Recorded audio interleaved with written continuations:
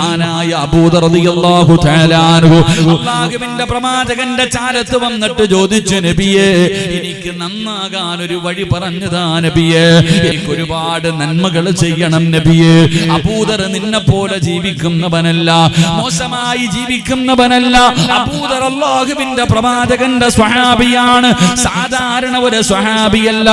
അബൂദർ റളിയല്ലാഹു തആല അൻഹുവിന്റെ മഹത്വം എന്തെന്നറിയണമെങ്കിൽ മഹാനായ ആദരവായ പ്രവാചകൻ നബി മുഹമ്മദ് മുസ്തഫ സല്ലല്ലാഹു അലൈഹി വസല്ലമ തങ്ങളും മഹാനായ മുഖറബുൽ അംലാഖ് മലക്ക്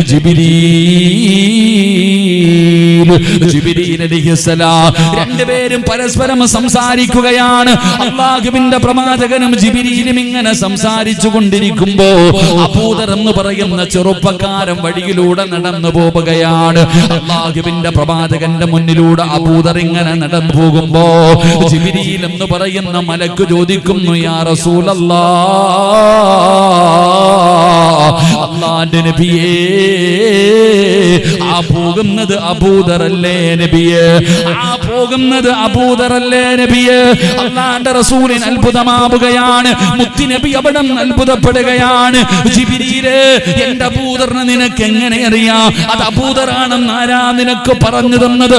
എന്റെ അബൂദറിന് നിനക്ക് പരിചയമുണ്ടോ? ഈ പാവപ്പെട്ടവനെ എങ്ങനെയാണ് നിനക്കറിയുന്നത്? അല്ലാഹുവിന്റെ റസൂൽ അവിടെ ചോദിക്കുമ്പോ ജിബ്രീൽ എന്ന് പറയുന്ന മലക്ക് പറഞ്ഞു കൊടുക്കുകയാണ്, ഇന്നഹു ലഫീ മലകൂതി സമാവാതി സബഉ അശ്റു ഫിൽ അർളി യാ റസൂലല്ലാഹ്.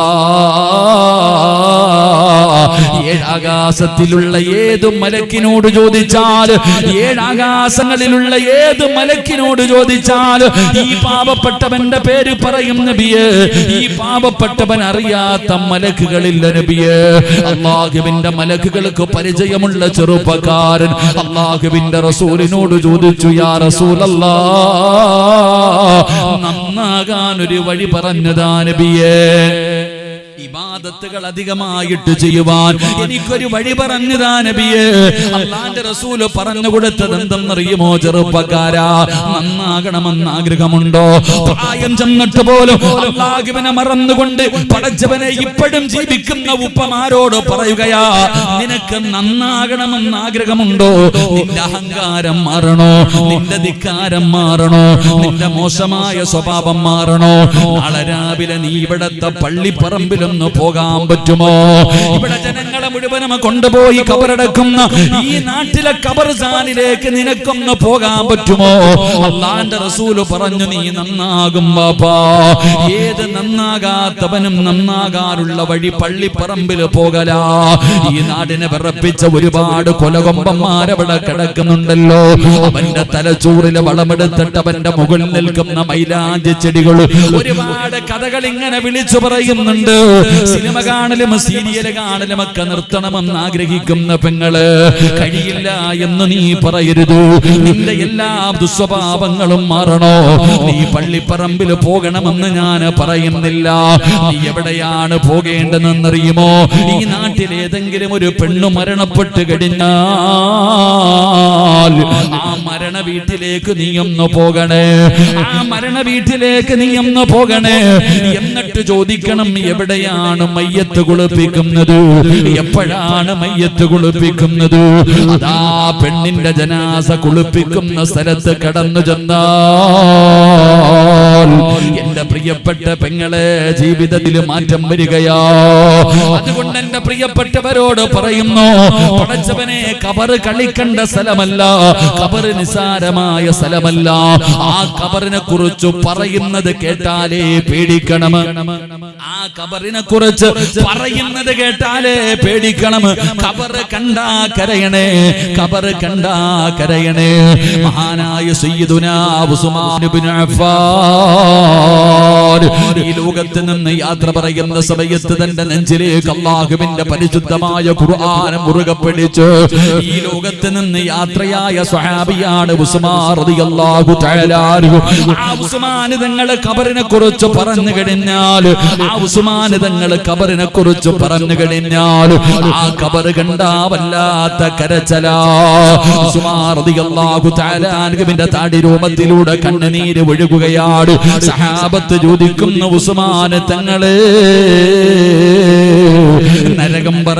ഇതുപോലെ കരയാറില്ലല്ലോ. മരണം പറയുമ്പോ ഇതുപോലെ കരയാറില്ലല്ലോ.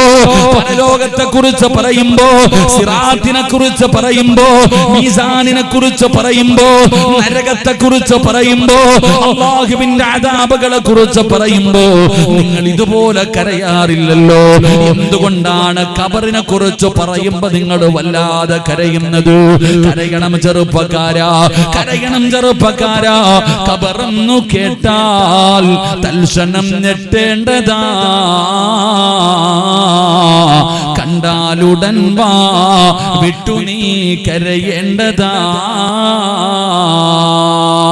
മേടയ്ക്കു പകരം മളമാ സുബ്ഹാനാ, റബ്ബി അതിൽ കിടക്കേണ്ടതാണ് സുമാനാ. ഇതൊക്കെ ചിന്തിച്ചു നീ കരയുക സോദരാ, എങ്കിൽ സുറൂറായി നീ കിടക്കും മറുകരാ. ഖബറിനെ കുറിച്ച് പറയുന്നത് കേട്ടാലേ പേടിക്കണം ചെറുപ്പക്കാരാ. ഖബറ് കണ്ടാ കരയണേ, ഖബറ് കണ്ടാ കരയണേ. കാരണം എന്തെന്നറിയുമോ? അൽ ഖബറു അവ്വലു മൻസിലിൻ മിൻ മനാസിലിൽ ആഖിറ. മഹാനായ ഉസ്മാൻ തങ്ങൾ അവിടെ നിന്ന് പറഞ്ഞു കൊടുക്കുകയാ, ആ ഖബറാണ് ഒന്നാമത്തെ സ്ഥലം. അവിടെ ആരെങ്കിലും രക്ഷപ്പെട്ടു കഴിഞ്ഞാൽ ബാക്കിയുള്ള സ്ഥലങ്ങൾ മുഴുവനും രക്ഷപ്പെടുമല്ലോ. അവിടെ ഒരു മനുഷ്യന് പരാജയപ്പെട്ടു പോയാൽ ബാക്കിയുള്ള സ്ഥലങ്ങൾ മുഴുവനും പരാജയപ്പെട്ടു പോകുമല്ലോ. അതുകൊണ്ട് പടച്ചവനെ ഖബർ കാണുമ്പോ കരയണമെന്ന് മകത്തുക്കളപെടെന്ന് പറയുമ്പോ എന്റെ പ്രിയപ്പെട്ട സഹോദരങ്ങളോട് പറയുകയാണ്, നമ്മൾ സംസാരിക്കുന്നത് പോലെ ഖബർ സംസാരിക്കുമെന്ന് നബി മുഹമ്മദ് മുസ്തഫ സല്ലല്ലാഹു അലൈഹി വസല്ലമ തങ്ങൾ പറയുകയാ. ഖബറിന് നാവുണ്ടടാ ചെറുപ്പക്കാരാ. സിറാജ് പറയുന്നത് നിങ്ങൾ കേൾക്കുന്നല്ലോ. ഇതുപോലെ ഖബറും നമ്മളോട് സംസാരിക്കുന്നുണ്ട്. പള്ളിപ്പറമ്പിൽ പോകുന്ന ഓരോ മനുഷ്യനോടും ഖബറവിടെന്ന് സംസാരിക്കുന്നുണ്ട്. പക്ഷേ ഇന്ന് കേൾക്കുന്നില്ലല്ലോ, ഇന്ന് കേൾക്കുന്നില്ലല്ലോ. കേൾക്കാൻ കഴിയാത്തത് നിനക്ക് പവറില്ലാത്തത് കൊണ്ടാ, നിനക്ക് പവറില്ലാത്തത് കൊണ്ടാണ്. എപ്പോഴാണ് കേൾക്കുന്നതെന്നറിയുമോ? ഈ പള്ളിയിലെ പടച്ചവനെ നിന്നെ 3 കഷ്ടം വെള്ള തുണിയിൽ പൊതിഞ്ഞിട്ട് അവസാനം ഇവിടുത്തെ പള്ളിയിൽ കൊണ്ടുവന്ന് മയ്യത്ത് നമസ്കരിക്കുമല്ലോ. ആ മയ്യത്ത് നമസ്കാരം കഴിഞ്ഞ് നിന്റെ ജനാസ പള്ളിപ്പറമ്പിലേക്ക് കൊണ്ടിറങ്ങുമ്പോ സുബ്ഹാനല്ലാഹ്, ഖബർ സംസാരിക്കുന്നത് നിനക്ക് കേൾക്കാൻ കഴിയുമെന്ന് ആദരവായ പ്രവാചകൻ നബി മുഹമ്മദ് മുസ്തഫ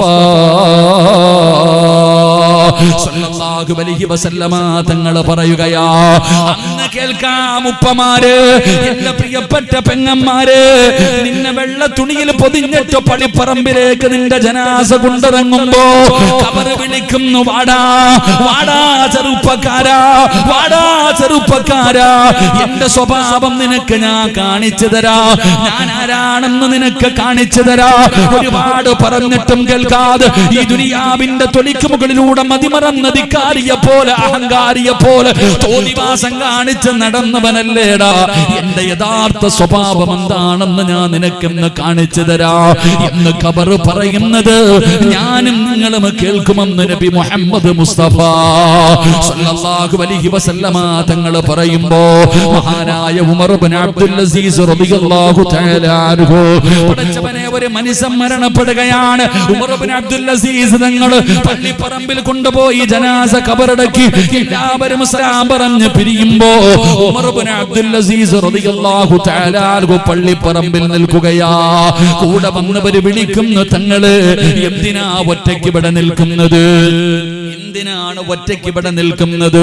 ഉമർ ഇബ്നു അബ്ദുൽ അസീസ് തങ്ങൾ പറഞ്ഞു, നിങ്ങൾ എല്ലാവരും പൊക്കോ, ഞാൻ അല്പനേരം ഇവിടെയൊന്ന് നിൽക്കട്ടെ.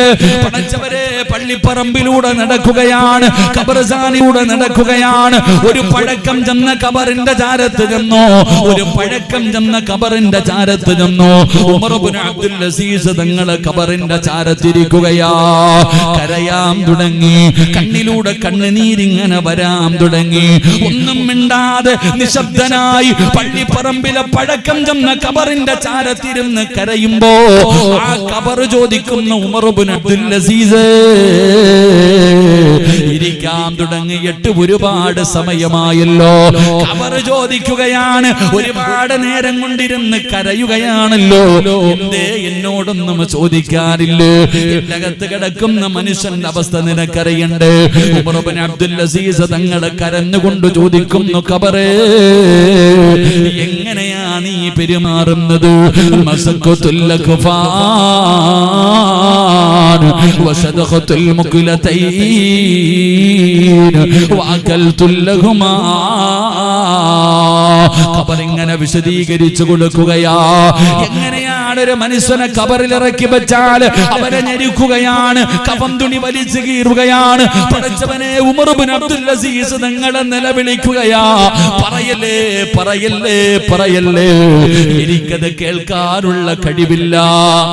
ഖബറിനോട് പറയുകയാണ്, ഇനിയൊന്നും നീ പറയരുത്, അത് കേൾക്കാൻ എന്നെ കൊണ്ട് കഴിയില്ല. നിലവിളിച്ചുകൊണ്ട് ഖബറിന്റെ ചാരത്തേക്ക് ഉമർ ഇബ്നു അബ്ദുൽ അസീസ് തങ്ങൾ പിടഞ്ഞു വീഴുകയാ. ആ ഖബറിന്റെ ചാരത്തിങ്ങനെ പിടഞ്ഞു വീണുകൊണ്ട് ആ ഖബറിന്റെ ചാരത്തിങ്ങനെ തളർന്നു കിടക്കുമ്പോ ആ ഖബറാണ് ചോദിച്ചത്, അല്ലദുല്ലുക അലാ അഖ്ഫാനി ലാ തുബിലാ. അപ്പോഴാണ് ഖബർ ചോദിക്കുകയാണ്, രക്ഷപ്പെടണോ? എന്റെ വീടിന്റെ അകത്ത് രക്ഷപ്പെടണോ?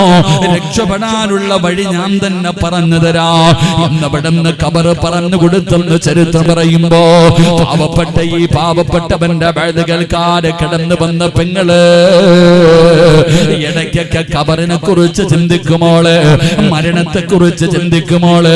വെറുതെ സീരിയൽ കണ്ട് കരഞ്ഞാ പോരല്ലോ. സീരിയലിലെ നായിക കരയുമ്പോ കൂടെ ഇരുന്ന് കരയുന്ന ഉമ്മ. നിനക്ക് ആയിഷ ബീവിയുടെ ചരിത്രം അറിയുമല്ലോ. ഇന്ന് വരെ ഫാത്തിമ ബീവിയുടെ ചരിത്രം കേട്ടപ്പോ അല്ലാഹുവിന്റെ പ്രവാചകന്റെ കരളിന്റെ കഷ്ടമായ ഫാത്തിമ ബീവി റളിയല്ലാഹു തആല അൻഹ, ആ ഫാത്തിമ ബീവിയുടെ ചരിത്രം കേട്ടപ്പോ, ആ ഫാത്തിമ ബീവിയുടെ ചരിത്രം വായിച്ചപ്പോ ഒരിക്കലെങ്കിലും നിന്റെ കണ്ണ് നിറഞ്ഞിട്ടുണ്ടോ പെങ്ങളെ? ആരാട് ഫാത്തിമ എന്നറിയുമോ? ഭാഗം കഴിഞ്ഞ് ഒന്നാമത്തെ രാത്രി തന്റെ പ്രിയപ്പെട്ട ഭർത്താവിന്റെ കൂടെ മണിയറയ്ക്കകത്ത് കടന്നു പോവുകയാ. അതായിരുന്നു പണ്ടത്തെ പെണ്ണുങ്ങള്. അല്ലാഹുവിന്റെ പ്രവാചകന്റെ പൊന്നുമോള് പുതിയാപ്പളയുടെ കൂടെ കല്യാണം കഴിഞ്ഞ് അതിരാത്രിയിൽ ഭർത്താവിന്റെ മണിയറയ്ക്കകത്ത് കടന്നു ചെല്ലുകയാ. അരിയാര് നിങ്ങൾക്ക് വലിയ സന്തോഷമായി, അല്ലാഹുവിന്റെ പ്രവാചകന്റെ പൊന്നുമകളെ എനിക്ക് ഭാര്യയായി കിട്ടിയല്ലോ. സന്തോഷം കൊണ്ട് തുള്ളിച്ചാടുകയാണ്. അലിയാര് നിങ്ങൾ പടച്ചവനെ, അതാ മണിയറയുടെ വാതിലടയ്ക്കുകയാ. അലിയാര് തങ്ങളും അതാ മണിയറയുടെ വാതിലടച്ചു. എന്തിനെന്നറിയുവോ? ഗിഫ്റ്റ് പൊട്ടിച്ചു നോക്കാനല്ല, തന്ന ഗിഫ്റ്റുകൾ പരസ്പരം പൊട്ടിച്ചിട്ട് ആഘോഷിക്കാനല്ല. വീടിന്റെ വാതിലടച്ചു. വീടിനകത്ത് കത്തിച്ച് വെച്ചിരുന്ന വിളക്കണയ്ക്കുമ്പോ മണിയറയ്ക്കകത്തൊരു കരച്ചില് കേൾക്കുകയാ. മണിയറയ്ക്കകത്തൊരു കരച്ചില് കേൾക്കുകയാ. അലിയാര് തങ്ങൾ ചിന്തിച്ചു, ആരാ അല്ലാഹ്, ഈ മണിയറയ്ക്കകത്തിരുന്ന് കരയുന്നതാരാട്? അലിയാര് നിങ്ങൾ ചെന്ന് നോക്കുമ്പോ പുതുമണവാട്ടി മണിയറയ്ക്കകത്തിരുന്ന് കരയുകയാണ്. അലിയാര് തങ്ങൾ ചോദിക്കുന്നു, ഫാത്തിമ നീ എന്തിനാ കരയുന്നത്? എന്നെ ഇഷ്ടമായില്ലേ ഫാത്തിമ? ഞാനൊരു പാവപ്പെട്ടവനായത് കൊണ്ടാണോ? എന്തിനാ നീ കരയുന്നത്? ഫാത്തിമ ബീബി റളിയല്ലാഹു തആല അൻഹ പറഞ്ഞു, ഞാൻ കരയുന്നത് പടച്ചവനെ നിങ്ങളെ ഇഷ്ടമില്ലാഞ്ഞിട്ടല്ല, എനിക്ക് നിങ്ങളെ വല്ലാത്ത സ്നേഹമാണ്. പിന്നെ എന്തിനാണ് ഫാത്തിമ നീ കരയുന്നത്? ഫാത്തിമ ബീബി റളിയല്ലാഹു തആല അൻഹ അവിടെന്ന് പറഞ്ഞു കൊടുത്ത മറുപടി എന്തെന്നറിയുമോ? ഈ കത്തിച്ചു വെച്ചിരുന്ന വിളക്ക് നിങ്ങൾ പെട്ടെന്ന് അണച്ചപ്പോ ഈ റൂമിന്റെ അകത്ത് വല്ലാത്ത ഇരുട്ട് വന്നല്ലോ, വല്ലാത്ത ഇരുള് വന്നല്ലോ. ഈ റൂമിന്റെ അകത്ത് ഇത്ര വലിയ ഇരുട്ടാണെങ്കിൽ അല്ലാ, ഫാത്തിമായ 3 കറ്റം വെള്ള തുണിയിൽ പൊതിഞ്ഞ് പള്ളിപ്പറമ്പിൽ 6 അടി മണ്ണിനകത്ത് ഇറക്കി വെച്ച് പലകയെടുത്ത് നിരത്തി മണ്ണിട്ട് മൂടിയിട്ട് എല്ലാവരും പോകുമ്പോ അതിനകത്ത് എത്ര വലിയ ഇരുട്ടായിരിക്കും അലിയേ. വീടിനകത്ത് കത്തിച്ച് വെച്ചിരുന്ന വിളക്കണച്ചപ്പോൾ ഖബറിന്റെ ഇരുട്ടാ ഫാത്തിമായിക്ക് ഓർമ്മ വന്നത്. ഖബറിന്റെ ഇരുളാണ് ഓർമ്മ വന്നത്. അലിയാര് തങ്ങളെ ചോദിച്ചു, ഫാത്തിമ ഇന്ന് നമ്മുടെ ആദിരാത്രിയാ ഫാത്തിമ, ഇന്ന് നമ്മുടെ ആദിരാത്രിയാ ഫാത്തിമ, മണിയറയ്ക്കകത്തിരുന്നിട്ട് കരയുകയാണോ ഫാത്തിമ? ഇന്ന് നമ്മുടെ ആദിരാത്രിയല്ലേ, ഇത് നമ്മുടെ മണിയറയല്ലേ? അലിയാര് തങ്ങള് മണിയറയെന്ന് പറയുമ്പോ ഫാത്തിമ ബീബി റളിയല്ലാഹു തആല അൻഹ പറഞ്ഞു കൊടുത്തു, അലിയേ മണിയറ ഇവിടെ അല്ല അലിയേ, മണിയറ ഇവിടെയല്ല, ഇവിടെയല്ല മണിയറ ഒരുക്കേണ്ടത്. വിഭാഗത്തിന്റെ 1-ാമത്തെ രാത്രിയല്ല മണിയറ ഒരുക്കേണ്ടത്. എവിടെയാണ് മണിയറ ഒരുക്കേണ്ടതെന്നറിയുമോ? 3 കച്ചം വെള്ള തുണിയിൽ പൊതിഞ്ഞ് പള്ളിപ്പറമ്പിൽ 6 അടി മണ്ണിനകത്ത് കൊണ്ടുവച്ചിട്ട് എല്ലാവരും പിരിഞ്ഞു പോകുന്ന, നമ്മളെ കബറടക്കിയിട്ട് പിരിഞ്ഞു പോകുന്ന 1-ാമത്തെ രാത്രിയുണ്ടല്ലോ, മുൻകറും നക്കീറെന്ന് പറയുന്ന 2 മലക്കുകൾ കബറിനകത്ത് ഇറങ്ങി വന്നിട്ട് അവര് ചോദ്യങ്ങളൊക്കെ ചോദിച്ചു. അവസാനം അവര് പറയണം, ലംകനൗമത്തിൽ അറൂസ്, പുതിയ പളയ പോലെ കിടന്നുറങ്ങിക്കോ, പുതിയ പെണ്ണ് കിടന്നുറങ്ങുന്നത് പോലെ ഉറങ്ങിക്കോ എന്ന് അല്ലാഹുവിന്റെ മലക്കുകൾ പറയണം. അലിയേ മണിയറ ഒരുക്കേണ്ടത് പള്ളിപ്പറമ്പിൽ 6 അടി മണ്ണിനകത്താണ് അലിയേ. എന്റെ പ്രിയപ്പെട്ടവരെ, ഫാത്തിമ ബീബി റളിയല്ലാഹു തആല അൻഹ കല്യാണം കഴിഞ്ഞ് ആദ്യ ഭർത്താവിനോട് ഖബറിനെ കുറിച്ച്, ഖബറിന്റെ ഏകാന്തതയെ കുറിച്ച്, ഖബറിന്റെ ഞെരുക്കത്തെ കുറിച്ച്, ഖബറിന്റെ അദാബുകളെ കുറിച്ച് അവിടെന്ന് പറഞ്ഞു കൊടുത്തു. പാതിരാത്രി മുഴുവനും ഇരുന്ന് നിസ്കരിപ്പിച്ചു, അവിടെന്ന് ഖുർആൻ ഓതിപ്പിച്ചു, അവിടെന്ന് ദിക്റുകൾ പറഞ്ഞു, അവിടെന്നിരുന്ന് ഒരുമിച്ചിരുന്ന് ദുആ ചെയ്തു. എന്റെ പ്രിയപ്പെട്ടവരെ, അല്ലാഹുവിന്റെ റസൂലിന്റെ പൊന്നുമോളുടെ ചരിത്രമാണ് ഞാൻ പറയുന്നത്. അതുകൊണ്ട് സദസ്സിൽ ഒരുമിച്ച് കൂടിയവരോട് പറയുകയാ, പള്ളിപ്പറമ്പിലെ ഖബർ നിസാരമല്ല, അത് കളിക്കണ്ട സ്ഥലമല്ല, അത് നിസാരമായി കാണേണ്ട സ്ഥലമല്ല. സ്വഹാബാ, ഇതുപോലെ ഒരു ദിവസം നിങ്ങൾക്കും വരും സ്വഹാബാ. ആദരവായ പ്രവാചകൻ നബി മുഹമ്മദ് മുസ്തഫ, ആദരവായ പ്രവാചകൻ നബി മുഹമ്മദ് മുസ്തഫ സല്ലല്ലാഹു അലൈഹി വസല്ലമ തങ്ങൾ ഖബർ കാണിച്ചിട്ട് പറഞ്ഞു, എല്ലാവരും ഈ ലോകത്ത് നിന്ന് യാത്ര പറയും, അല്ലാഹു നമുക്ക് നല്ല മരണം നൽകുമാറാകട്ടെ. മരിക്കുവോ? നിങ്ങളൊക്കെ മരിക്കുവോ? മരിക്കുമെന്ന് വിശ്വാസമുള്ളവരൊക്കെ ഒന്ന് കൈപൊക്കി. കൈ പൊക്കിയാലും പൊക്കിയില്ലെങ്കിലും ആര് പൊക്കും? എടാ, നീ വേണമെങ്കിൽ പൊക്കിയില്ലെങ്കിൽ പൊക്കണ്ട, പക്ഷെ ആര് പൊക്കും? അസ്റായിൽ പൊക്കിയിരിക്കും. അല്ലാഹു നല്ല മരണം തരുമാറാകട്ടെ. നീ വേണമെങ്കിൽ പൊക്ക്, ഇല്ലെങ്കിൽ പൊക്കണ്ട, അത് നിന്റെ ഇഷ്ടം. കുല്ലു നഫ്സിൻ ദാഇഖത്തുൽ മൗത്ത്, ഖുർആൻ പറഞ്ഞതാ. ലോകത്ത് ദൈവമില്ല എന്ന് പറയുന്നവന് ഒരു കാര്യത്തിൽ വിശ്വാസമുണ്ട്, മരിക്കൂ എന്ന് പറയുന്ന വിഷയത്തിൽ. എന്റെ പ്രിയപ്പെട്ടവരെ, നമ്മളെല്ലാവരും ഒരു ദിവസം മരിക്കും. അല്ലാഹു നമുക്ക് നല്ല മരണം നൽകുമാറാകട്ടെ. ആമീൻ പറയാനൊക്കെ ഒരു മടി. ഇനി എത്രയോ കാലം കിടക്കുന്നില്ലേ ഉസ്താദേ? പരലോകത്ത് ഇതിനെക്കാളും ഖബറല്ലേ പറയണേ? വേണ്ട വേണ്ട വേണ്ട, ഖബറാ പറയുന്നത്. അപ്പൊ ഫാനും കാറ്റൊന്നും ഇല്ലാതിരിക്കല നല്ലത്. അതിനകത്തെങ്കിലും അള്ളാഹു സുഖം നൽകിയാൽ മതി. അള്ളാഹു രക്ഷപ്പെടുത്തുമാറാകട്ടെ. എല്ലാവർക്കും ഒരു ചിരിയും കളിയൊക്കെ. മരണം പറഞ്ഞിട്ട് ഒരു പേടിയില്ല. അതിനെനിക്ക് ക്യാൻസർ ഇല്ലല്ലോ ഉസ്താദ്, ട്യൂമർ ഇല്ലല്ലോ. ഇപ്പൊ ആർക്കും ഒരു ചെറുപ്പക്കാരന് വേണ്ടി 35 ലക്ഷം രൂപയുടെ കാര്യം, മജ്ജ മാറ്റി വെക്കുക, അതിനുവേണ്ടി 10-30 ലക്ഷം രൂപ വേണമെന്ന് പറഞ്ഞു. അല്ലാഹു സുബ്ഹാനഹു വ തആല ആഫിയത്തുള്ള ദീർഘായുസ് കൊടുക്കുമാറാകട്ടെ. അല്ലാഹു സഹോദരൻ അല്ലാഹു രക്ഷപ്പെടുത്തുമാറാകട്ടെ. എല്ലാ പ്രയാസങ്ങളും അല്ലാഹു മാറ്റി കൊടുക്കുമാറാകട്ടെ. അല്ലാഹു എല്ലാ വഴികളും ആ ചെറുപ്പക്കാരന് വേണ്ടി അല്ലാഹു തുറന്നു കൊടുക്കുമാറാകട്ടെ. അപ്പൊ നമ്മൾ വിചാരിക്കുന്നത്, പടച്ചോനെ എന്റെ മരണം ഒന്നും അടുത്തിട്ടില്ല, എനിക്കിപ്പോ അസുഖങ്ങളോ ബുദ്ധിമുട്ടുകളോ ഒന്നുമില്ല. ഈ അടുത്ത് എവിടോ വഴുതിന് പോയപ്പോ ഒരു വീട്ടിൽ പോയപ്പോൾ പറഞ്ഞു, ഉസ്താദ് ആ വീട്ടിലെ ചെറുപ്പക്കാരൻ പെട്ടെന്ന് മരിച്ചുപോയി. ആ വീട്ടിലെ ചെറുപ്പക്കാരൻ പെട്ടെന്ന് മരിച്ചുപോയി. അപ്പൊ ഞാൻ ചോദിച്ച എത്ര വയസ്സുണ്ടായിരുന്നു? 55 വയസ്സുണ്ടെന്ന്. 55 വയസ്സുള്ള ചെറുപ്പക്കാരനാണെങ്കിൽ ഈ 35കാരനെ എന്താ പറയാ? ചിലര് പറയാറുണ്ട് പെട്ടെന്ന് മരിച്ചുപോയെന്ന്, അല്ലേ? എന്റെ പ്രിയപ്പെട്ട സഹോദരങ്ങളെ, നമുക്ക് മരണം പറഞ്ഞാലും ഖബറ് പറഞ്ഞാലും നമുക്കൊരു പ്രതീക്ഷയുണ്ട്. നമ്മുടെ മരണമൊന്നും അടുത്തിട്ടില്ല, നമ്മൾ ഇനി ഒരുപാട് കാലം ജീവിക്കുമെന്ന്. അള്ളാഹു ദീർഘായുസ്സ് തരുമാറാകട്ടെ. അതുകൊണ്ടാണല്ലേ ഈ ആമീൻ പറയാനൊരു മടിയൊക്കെ. നന്നാകാൻ പറയുമ്പോ ഇതൊന്നും എനിക്കുള്ളതല്ല, വേറെ ആർക്കോ ഉള്ളതാണെന്നൊരു ചിന്തയുണ്ടല്ലോ. ഇവിടെ ഒരാളുടെ മരണം അടുത്തു എന്ന് മനസ്സിലാക്കാൻ വല്ല അടയാളം ഉണ്ടോ? നിങ്ങൾ പറയടോ. മരണ വീട്ടിൽ ഇരിക്കണോ? ഞാൻ പള്ളിപ്പറമ്പിൽ പോയി സലാം പറഞ്ഞ പോലെ ഇരിക്കണേ?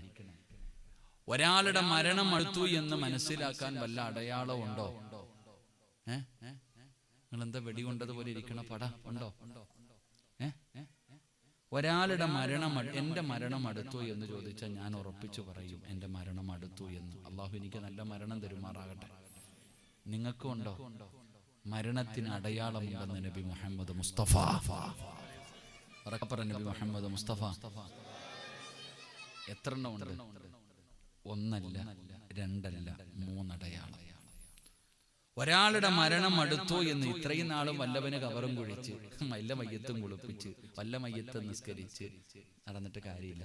നീ ചിന്തിക്കേണ്ടത് നിനക്ക് പോകാൻ സമയമായോ, നിന്നെയൊക്കെ പള്ളിക്കുടി കൊണ്ടുവെക്കാൻ സമയമായോ ഇല്ലയോ എന്ന് അറിയാനുള്ള അടയാളമാണ് ഞാൻ പറയുന്നത്. അള്ളാഹു പഠിക്കാൻ ഭാഗ്യം തരുമാറാകട്ടെ. പറഞ്ഞുതരട്ടെ. എഴുന്നേക്ക്.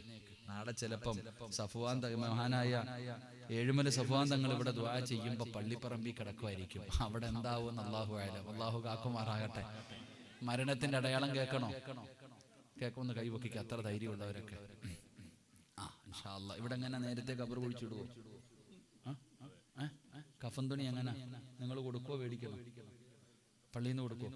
ഇല്ല. അപ്പൊ നാളെ ഏതാ അടുത്ത ടൗൺ ഏതാ ഉസ്താദ്?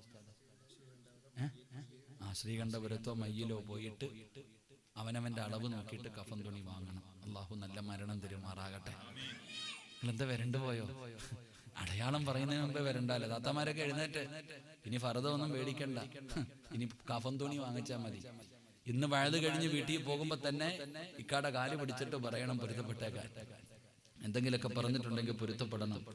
കടവൊക്കെ ഉണ്ടെങ്കിൽ വീട്ടാൻ പറ്റുമെങ്കിൽ വീട്ടുക, അല്ലെങ്കിൽ എഴുതി പറഞ്ഞു കൊടുക്കുക, പൈസ കൊണ്ട് കൊടുക്കാൻ. യാത്ര പറയേണ്ടവരും പൊരുത്തം ചോദിക്കേണ്ടവരൊക്കെ ചോദിച്ചോ. ചിലപ്പോ നാളെ നേരം വെളുപ്പിക്കൂല. അള്ളാഹു ഈമാൻ തരുമാറാകട്ടെ. അള്ളാഹു ഈമാൻ തരുമാറാകട്ടെ. അറ്റാക്കൊന്നും വരത്തില്ലല്ലോ. കയ്യൊക്കെ അഴിച്ചിട്ടില്ലേ? നിന്റെ സമയമായോ എന്ന് ഞാൻ പറഞ്ഞുതരാം. അഴിച്ചിട്ടോ. മരണത്തിന്റെ ഒന്നാമത്തെ അടയാളം റസൂലുള്ളാഹി സ്വല്ലല്ലാഹു അലൈഹി വസല്ലമ തങ്ങൾ പറഞ്ഞു, ബയാദു ശഅരിക ബഅദ സവാദി. തലയിലും താടിയിലൊക്കെ നോക്കണം. എല്ലാരും തലയിലും താടിയിലൊക്കെ നോക്കണം. ഈ കറുത്ത രോമങ്ങൾക്കിടയിൽ എവിടെയെങ്കിലും ഒരു വെള്ള കാണുന്നുണ്ടെങ്കിൽ, നിങ്ങളുടെയൊക്കെ തലയിലെയും താടിയിലെയും കറുത്ത രോമങ്ങൾക്കിടയിൽ എവിടെയെങ്കിലും ഒരു വെള്ള രോമം കാണുന്നുണ്ടെങ്കിൽ നിന്റെ ഒടുക്കത്തെ യാത്രയ്ക്ക് സമയമായി, നീ ഒരുങ്ങിക്കോ. അള്ളാഹു നമുക്ക് ഈമാൻ നൽകുമാറാകട്ടെ. ഉറക്കപ്പറല്ല ഈമാൻ തരുമാറാകട്ടെ. എന്താ അടയാളം? പള്ളിയിലെ ഖത്തീബിന്റെ താടി നരച്ച് ഞാനിങ്ങനെ നോക്കാം. ഇതുപോലെ ഓരോ മനുഷ്യനും നോക്ക്. നിന്റെ ഒരു രോമം, നിന്റെ ഈ ചിരിയും കളിയൊക്കെ മാറുപ്പ. നിന്റെയൊക്കെ താടിയിലെയും തലയിലെയും ഏതെങ്കിലും ഒരു മുടി നരച്ചിട്ടുണ്ടെങ്കിൽ നിന്റെ സമയം അടുത്തു, നീ ഒരുങ്ങിക്കോ. അള്ളാഹു നല്ല മരണം നൽകുമാറാകട്ടെ. ഞാൻ പറഞ്ഞതല്ല, ഇതെന്റെ കയ്യിൽ നിന്നിട്ട് പറഞ്ഞതല്ല. മഹാനായ സയ്യിദുനാ ഉമർ ഇബ്നുൽ ഖത്താബ് റളിയല്ലാഹു തആല അൻഹു സ്വന്തം പോക്കറ്റിൽ നിന്ന് ശമ്പളം കൊടുത്ത ഒരാളെ നിർത്തി ചിരിക്കുമ്പോൾ അടുത്ത് വന്നിട്ട് പറയണം മരിക്കൂ എന്ന് പറയാൻ. ഉമർ തങ്ങൾ ഖലീഫയായിരിക്കുമ്പോ ഒരാളെ നിർത്തി. എന്തിനെന്നറിയും? ഉമർ നീ മരിക്കും എന്ന് പറയാൻ വേണ്ടി മാത്രം ഒരാളെ ശമ്പളം കൊടുത്ത് നിർത്തി. ഒരു ദിവസം പറഞ്ഞു, നീ പൊക്കോ, നിന്റെ ജോലി കഴിഞ്ഞു, ഇനി നിന്നെ പിരിച്ചുവിട്ടിരിക്കുന്നു. ആ മനുഷ്യൻ ചോദിച്ചു, എന്നെ എന്തിനാ പിരിച്ചുവിടുന്നേ? ഞാൻ എന്ത് തെറ്റ് ചെയ്തു? ഇനി മരണത്തെക്കുറിച്ച് ഓർമ്മപ്പെടുത്താൻ ആള് വേണ്ട. താടിയിലെ ഒരു രോമം നരച്ചു, എന്റെ താടിയിലെ ഒരു രോമം നരച്ചു. ഇനി മരിക്കുമെന്ന് എനിക്ക് ഈ രോമം പറഞ്ഞു തരുമെന്ന് മഹാനായ സയ്യിദുനാ ഉമർ ഇബ്നുൽ ഖത്താബ് റളിയല്ലാഹു തആല. അല്ലാഹുവിന്റെ റസൂൽ സല്ലല്ലാഹു അലൈഹി വസല്ലം തങ്ങൾ 63ാമത്തെ വയസ്സിൽ വഫാത്താകുമ്പോൾ 16, 17, 19 മുടിയെ നരച്ചിട്ടുള്ളൂ. നിന്റെ 60 നരച്ചു. വല്ല ബോധമുണ്ടോ മനുഷ്യ? നമുക്ക് ഈ മുടി മുഴുവനും നരച്ചിട്ട് പള്ളിപ്പറമ്പിലേക്ക് പോകാൻ സമയം അടുത്തിട്ട് പോലും എനിക്ക് നിങ്ങൾക്ക് നന്നാകാൻ തോന്നുന്നില്ലെങ്കിൽ നീ ഉറപ്പിച്ചോ, നിന്റെ സമയം എടുത്തിട്ടുണ്ട്. താത്താമാരോട് ഞാൻ പറയുന്നു, ഒരുങ്ങിക്കോ, പള്ളിയിലേക്ക് യാത്രയാകാൻ. അള്ളാഹു നമുക്ക് നല്ല മരണം തരുമാറാകട്ടെ. സമാധാനമായില്ലേ? ഇരിക്കെ, ഇനി വയത് കേട്ടാരിസ ഉണ്ടാകും. ഇപ്പൊ ഏകദേശം എല്ലാത്തിനും തീരുമാനമായി. ക്ലീൻ ഷേവ് ചെയ്ത് നടക്കുക പലതും. എന്തിന് കവാന്ന് വിളിച്ചാലോ? നരച്ചിരിക്കല്ലേ മൊത്തവും നരച്ചിരിക്കുക. അതുകൊണ്ട് ഷേവ് ചെയ്തിട്ട് നടക്കാം. പിന്നെ ചിലത് പെയിന്റ് അടിക്കും, ചിലത് ആമിനെ പിഴുതുകളാ വലിച്ചു പറിച്ച് കളയുക, നരച്ചത് മാത്രം. സുബ്ഹാനല്ലാഹ്. പിന്നെ കുറെ മൈലാഞ്ചി ഇടും. എന്തൊക്കെ ഇട്ടാലും അടയാളം തന്നെയാണ്. അള്ളാഹു നല്ല മരണം തരുമാറാകട്ടെ. ഒന്ന് കേട്ടപ്പോഴേ നിങ്ങളുടെ മുഖത്ത് ഭയങ്കര സങ്കടം. ബാക്കി രണ്ടും കൂടെ പറഞ്ഞാൽ നിങ്ങൾക്ക് അറ്റാക്ക് വന്നു പോകും. ഞാൻ പറയുന്നില്ല. ഒരടയാളം പറഞ്ഞപ്പോഴേ നിങ്ങളുടെ മുഖത്ത് സന്തോഷം പോയി. ബാക്കി രണ്ട് പറഞ്ഞാൽ ഇനി ചോദിക്കും, ഇനി എന്തിനാ ഉസ്താദ് ജീവിക്കുന്നത്? ഇനി ജീവിക്കുന്ന എന്തിനാ? അടുത്തല്ലോ. അള്ളാഹു നമ്മളെ നന്നാക്കി തരുമാറാകട്ടെ. അപ്പൊ ഞാൻ പറഞ്ഞു വന്നത്, എന്തായാലും മരണം വരും. ഒരു ദിവസം നമ്മളെ തേടി മരണം കടന്നു വരും, ഒരു സംശയവുമില്ല. പക്ഷേ വെറുതെ എവിടെങ്കിലും കിടന്ന് ചത്താ പോരാ. എങ്ങനെയെങ്കിലും ചത്താ പോരാ, എവിടെങ്കിലും കിടന്ന് മരിച്ചാ പോരാ. എന്റെ പ്രിയപ്പെട്ട സഹോദരങ്ങളെ, അള്ളാഹുവിന്റെ പ്രവാചകൻ സല്ലല്ലാഹു അലൈഹി വസല്ലമ തങ്ങൾ പറഞ്ഞു, മരിക്കുമ്പോഴും അന്തസ്സോടെ മരിക്കണം. വെറുതെ മരിച്ചാ പോരാ. മരിക്കുന്നതിന് മുമ്പ് ചില കാര്യങ്ങൾ ചെയ്തു വെച്ചിട്ട് വേണം നീ മരിക്കേണ്ടത് എന്ന് ആദരവായ പ്രവാചകൻ നബി മുഹമ്മദ് മുസ്തഫ സല്ലല്ലാഹു അലൈഹി വസല്ലമ തങ്ങൾ പറഞ്ഞു, വെറുതെ മരിച്ചാ പോരാ, മരിക്കുന്നതിന് മുമ്പ് 5 കാര്യങ്ങൾ ചെയ്യണം. 5 കാര്യങ്ങൾ ചെയ്തിട്ട് മരിച്ചാൽ നിന്റെ മയ്യത്ത് കാണാൻ വരുന്നവര് തന്നെ നിന്റെ മുഖത്ത്. ഇപ്പോ മഹാനായ തങ്ങളുപ്പാടെ കാര്യം നമ്മൾ പറഞ്ഞു. പണക്കാട് നിങ്ങളുടെ മുഖം കണ്ടവർ, ആ ജനാസ കണ്ടവർ, എന്തൊരു വെളുപ്പെന്നറിയോ, അല്ലാഹ് എന്തൊരു പ്രകാശം. ഫോണിലൂടെ തന്നെ കാണുമ്പോൾ എന്തൊരു വല്ലാത്ത മരണം. അള്ളാഹു അവിടുത്തെ ദറജ അള്ളാഹു ഉയർത്തി കൊടുക്കുമാറാകട്ടെ. എന്റെ പ്രിയപ്പെട്ടവരെ, അത് തങ്ങന്മാർക്ക് മാത്രം കിട്ടുന്ന പ്രത്യേകതയല്ല. നമ്മൾ മരിക്കുമ്പോഴും നമ്മുടെ നാട്ടുകാര് നമ്മുടെ മയ്യത്ത് കണ്ടിട്ട് പറയണം, ഇതെന്തൊരു ചിരിയാ അല്ലാഹ്, ഇവ എന്ത് ചെയ്തിട്ട് അല്ലാഹ് ഇവന് ഇങ്ങനൊരു മരണം കൊടുത്ത്. ഇവൻ എന്താ? അപ്പൊ ചിലരൊക്കെ വെള്ളിയാഴ്ച ജുമുഅയ്ക്ക് മുമ്പ് പള്ളിയിൽ കൊണ്ടുവരുന്ന മരണം. അള്ളാഹു നല്ല മരണം നൽകുമാറാകട്ടെ. അതുകൊണ്ട് റസൂലുള്ളാഹി സ്വല്ലല്ലാഹു അലൈഹി വസല്ലമ തങ്ങൾ പറഞ്ഞു, വെറുതെ മരിച്ചാ പോരാ, 5 കാര്യങ്ങൾ ചെയ്തിട്ട് മരിച്ചാൽ അൽഹംദുലില്ലാഹ് ഇവിടെ നിന്ന് സ്വർഗം വരെ ഈ വണ്ടിക്കകത്ത് കയറി റാഹത്തായിട്ട് പോകാം. അള്ളാഹു ഭാഗ്യം തരുമാറാകട്ടെ. ഈ മയ്യത്ത് കട്ടിലിനകത്ത് കിടന്നുകൊണ്ട് സുഖിച്ചുകൊണ്ട് അൽഹംദുലില്ലാഹ് എല്ലാരും കരയുന്ന ദിവസം സന്തോഷവാനെ പോലെ അൽഹംദുലില്ലാഹ് നിനക്ക് അല്ലാഹുവിന്റെ സ്വർഗത്തിലേക്ക് കടന്നു പോകാം.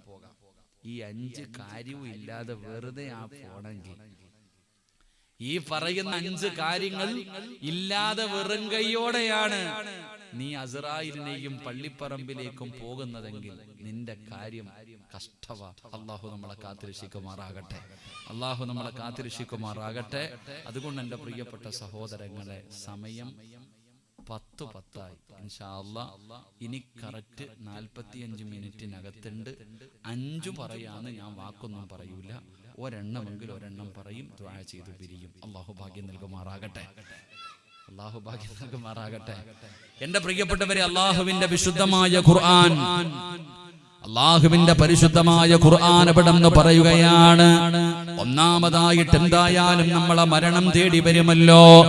എന്തായാലും നമ്മളെ മരണം തേടി വരുമല്ലോ. അള്ളാഹുവിന്റെ പരിശുദ്ധമായ ഖുർആൻ എവിടെന്ന് പറയുകയാണ്, എങ്ങനെയാണ് മരിക്കേണ്ടതെന്നറിയുമോ? അള്ളാന്റെ വിശുദ്ധമായ ഖുർആൻ എവിടെന്ന് പറയുകയാ, എങ്ങനെയാണ് മരിക്കേണ്ടതെന്നറിയുമോ? أيها الذين آمنوا اتقوا الله حق تقاته ولا تموتن إلا وأنتم مسلمون. അല്ലാഹുവിന്റെ വിശുദ്ധമായ ഖുർആനാണ് പറയുന്നത്, യാ അയ്യുഹല്ലദീന ആമനു തഖുല്ലാഹ ഹഖ തുഖാതി വലാ തമൂതുന്ന ഇല്ലാ വഅൻതും മുസ്ലിമൂൻ. അല്ലാഹുവിന്റെ വിശുദ്ധമായ ഖുർആൻ എവിടെന്ന് പറയുകയാണ്, നിങ്ങൾ ഈ ലോകത്ത് നിന്ന് യാത്ര പറയുമ്പോ പഠിച്ചവരെ നിങ്ങൾ എങ്ങനെയാണ് മരിക്കേണ്ടതെന്നറിയുമോ? നിങ്ങൾ മുസ്ലിമായിട്ട് മരിക്കണേ, നിങ്ങൾ ഈമാനോടുകൂടി മരിക്കണേ. അതാ ഖാബിദുൽ അർവാഹ് മലക്ക് അസ്റായീൽ എന്ന് പറയുന്ന മലക്കം തന്റെ അനുയായികളും ആകാശ ലോകത്ത് നിന്ന് കടന്നു വന്ന് കാലിന്റെ വിരൽ മുതൽ റൂഹ് പിടിക്കാൻ തുടങ്ങി. അവസാനം അരവര നെഞ്ച് വരെ കഴുത്ത് വരെ തൊണ്ടക്കുടി വരെ റൂഹ് കൊണ്ടുവച്ചിട്ട് നിന്റെ തൊണ്ടക്കുടിയിൽ നിന്ന് റൂഹ് വലിച്ചെടുക്കുന്ന സമയമുണ്ടല്ലോ, അവസാന സമയത്ത് അല്ലാഹു തന്ന നാവ് കൊണ്ട് നീ നിന്റെ ജീവിതത്തിൽ ഒരുപാട് പ്രാവശ്യം നീ പറഞ്ഞ ലാ ഇലാഹ ഇല്ലല്ലാഹ് എന്ന് പറയുന്ന ദിക്റുണ്ടല്ലോ, നീ നിന്റെ നാവ് കൊണ്ട് ജീവിതത്തിൽ അവസാനമായിട്ട് പറഞ്ഞ വാക്കേതായിരിക്കണമെന്നറിയുമോ? ലാ ഇലാഹ ഇല്ലല്ലാഹ് മുഹമ്മദുർ റസൂലുള്ളാഹ്. അല്ലാഹുവിന്റെ പരിശുദ്ധമായ ഖുർആൻ എവിടെന്ന് പറയുകയാ, ഇത് പറഞ്ഞിട്ട് മരിക്കാവൂ. അത് വീട്ടിലാണെങ്കിലും, അത് വണ്ടിയിലാണെങ്കിലും, അത് നടു റോഡിലാണെങ്കിലും, അത് ഐസുവിനകത്താണെങ്കിലും, അത് കടലിലാണെങ്കിലും, കരയിലാണെങ്കിലും, ഈ ദുനിയാവിൽ എവിടെ കിടന്ന് മരിച്ചാൽ, എങ്ങനെ മരിച്ചാൽ, പടച്ചവനെ ഏത് രീതിയിലാണ് നീ മരിക്കുന്നതെങ്കിലും നിന്റെ തൊണ്ടക്കുടിയിൽ നിന്ന് റൂഹ് വലിച്ചെടുക്കുന്ന അവസാന സമയത്ത് അല്ലാഹു തന്ന നാവ് കൊണ്ട് നീ അവസാനമായിട്ട് പറയേണ്ട വാക്കേതാ? ലാ ഇലാഹ ഇല്ലല്ലാഹ് എന്ന് പറഞ്ഞിട്ടേ നീ മരിക്കാവൂ, എന്ന് പറഞ്ഞിട്ടേ നീ മരിക്കാവൂ. ഇങ്ങനെ ആരെങ്കിലും പറഞ്ഞിട്ട് മരിച്ചാ ദഖലൽ ജന്ന, അവന് സ്വർഗത്തിന്റെ അവകാശിയാണെന്ന് ആദരമായ പ്രവാചകൻ നബി മുഹമ്മദ് മുസ്തഫ, ആദരവായ പ്രവാചകൻ നബി മുഹമ്മദ് മുസ്തഫ സ്വല്ലല്ലാഹു അലൈഹി വസല്ലമ തങ്ങൾ